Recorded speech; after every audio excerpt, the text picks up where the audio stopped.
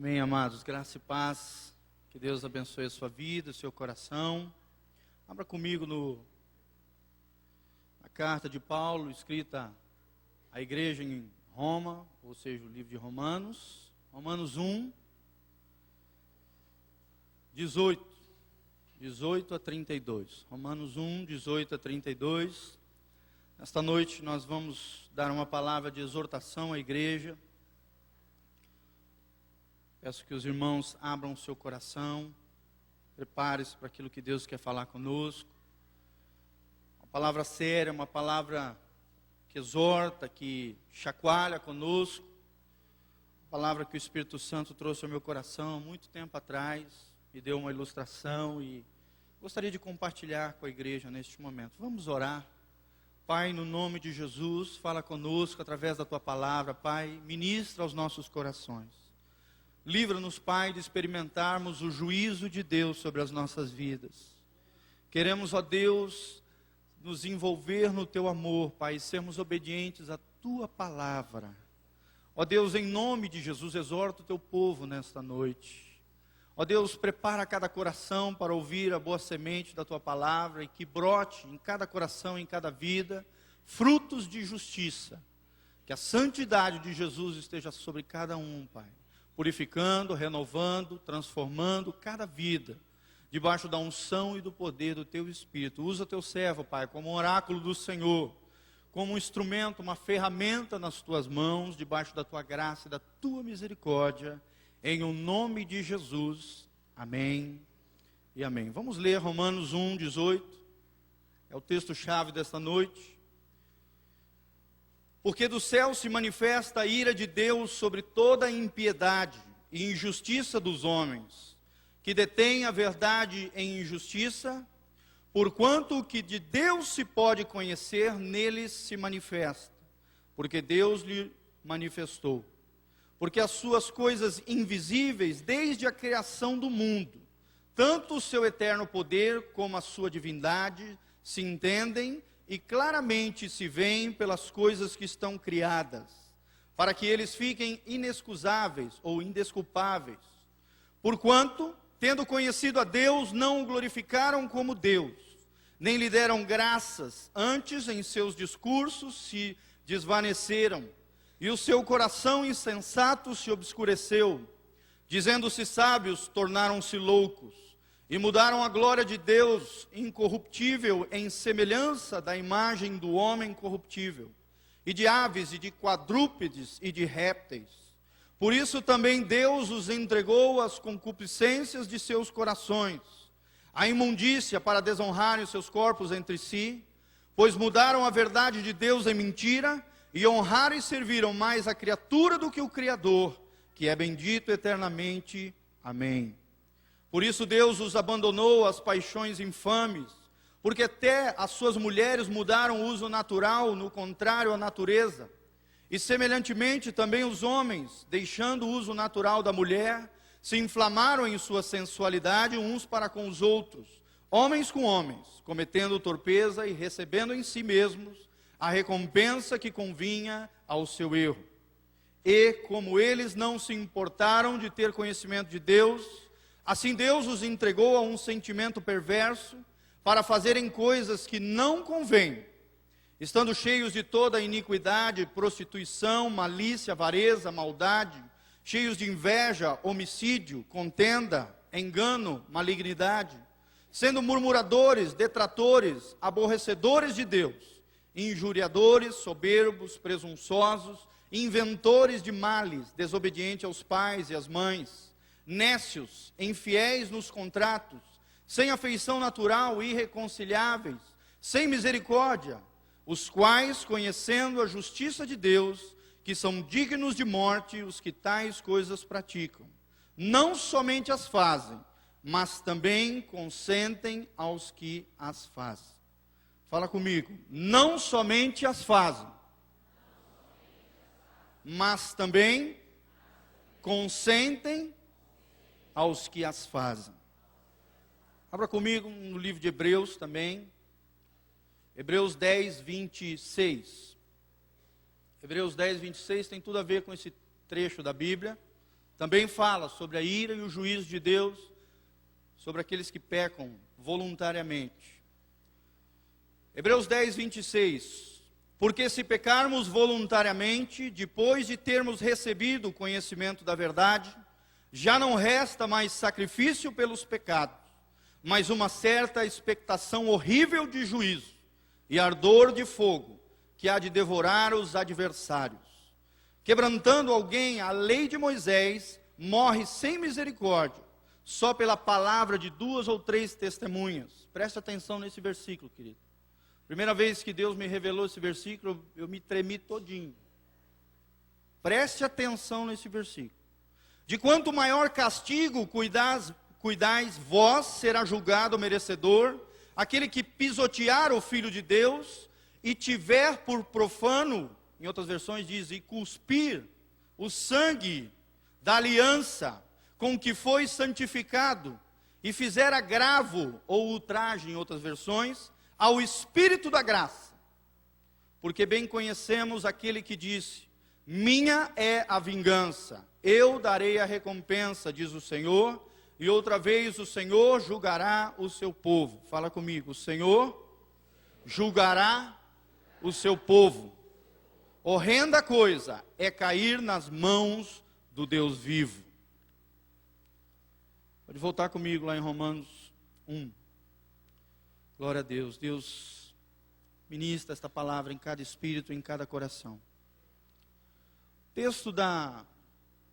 O tema que eu coloquei nesta noite na ministração se chama o cálice da ira de Deus.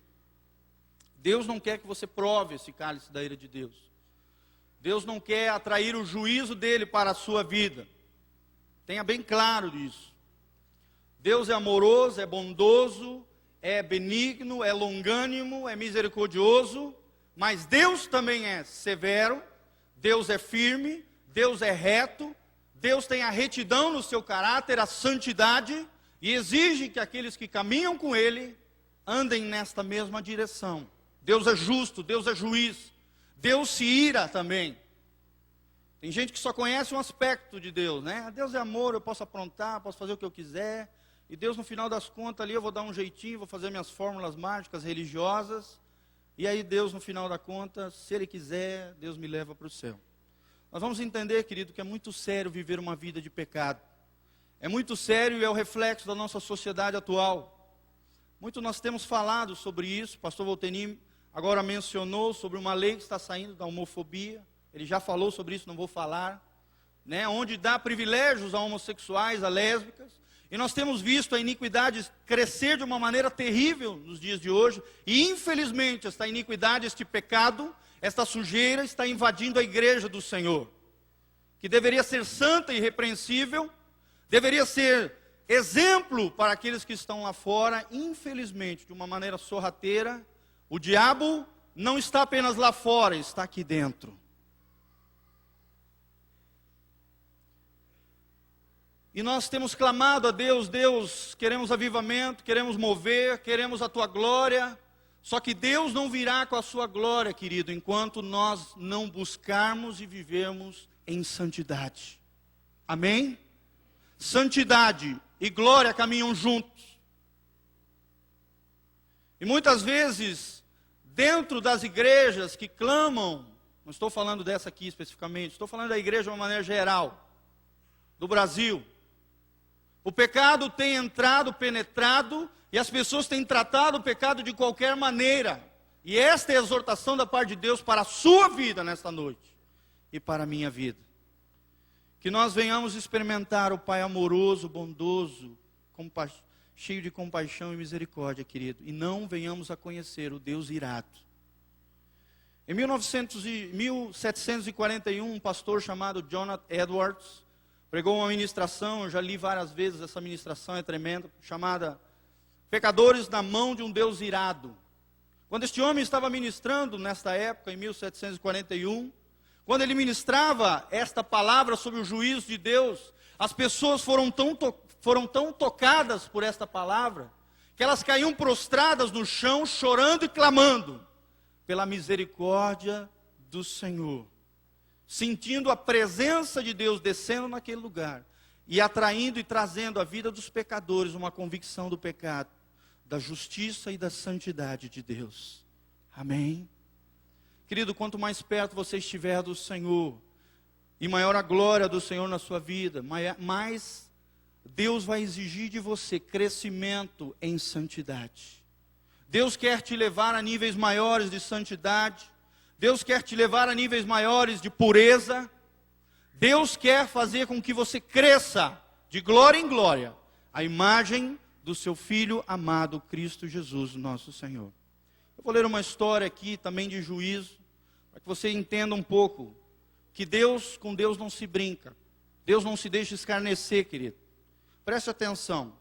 Existia uma cidade chamada San Pietro, uma das mais importantes cidades das Antilhas francesas na América Central, muito conhecida pela sua beleza, diversões e alto comércio, e o seu porto era sempre cheio de vapores, que eram os barcos da época, de quase todos os países do mundo. Imitava Paris na vida noturna e era cheia de divertimentos desenfreados. Orgulhava a si mesmo de ser a cidade mais depravada das Antilhas. Esse povo prevenido, muitos dias antes dos perigos do vulcão Pelée, que era o nome do vulcão, começou a dar sinais de erupção aquele vulcão, e ninguém quis fugir.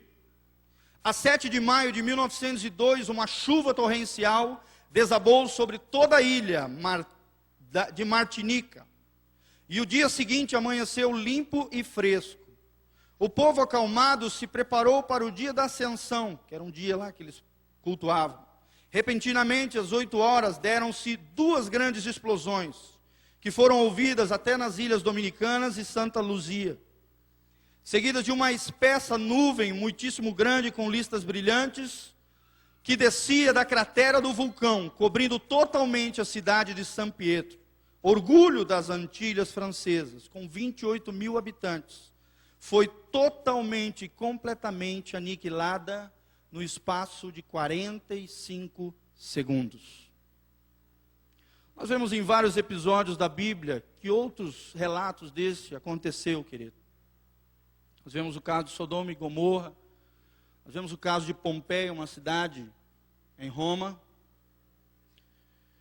que o juízo de Deus foi derramado sobre estas cidades, porque o povo estava brincando com Deus.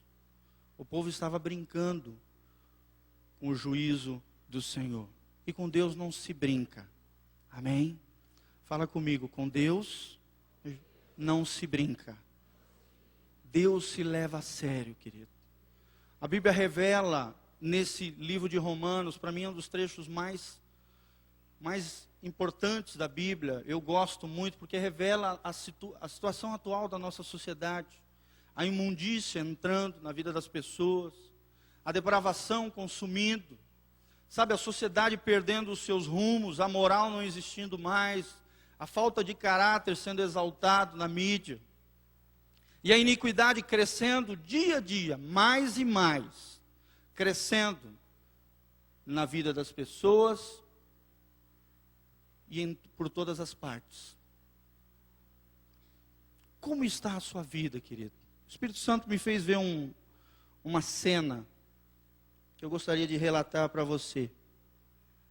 A ira de Deus é mais ou menos como isso aqui. Talvez as pessoas ali no cantinho não estão vendo, mas aqui tem um cálice, tá?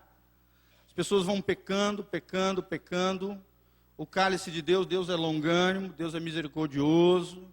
E continuam pecando, pecando, pecando, mas chega uma hora, querido, que o cálice da ira de Deus transborda.